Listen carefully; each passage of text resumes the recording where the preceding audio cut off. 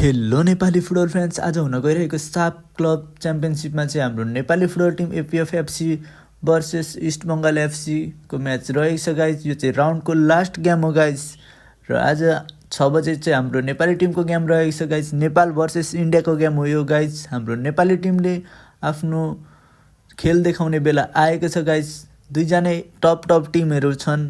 यो प्रतियोगिताकै सबैभन्दा राम्रो दुई टिम हो। यो गेम चाहिँ एकदमै राम्रो हुन्छ जस्तो लागेको छ मलाई गाइस। हाम्रो नेपाली टिमलाई बेस्ट विशेष भन्दै यो गेम चाहिँ हाम्रो नेपाली टिमले जितेको हेर्ने को हुनुहुन्छ गाइस, सबैजनाले कमेन्ट गर्नुहोस् र हाम्रो नेपाली टिमले चाहिँ आज हामीलाई खुसी दिनुहुन्छ भन्ने आशा गरेको छौँ गाइस।